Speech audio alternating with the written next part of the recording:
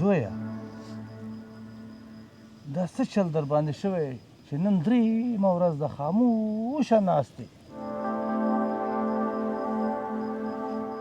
پلاره ما ته ښکاري چې زه یوازې هغه وخت ښه وم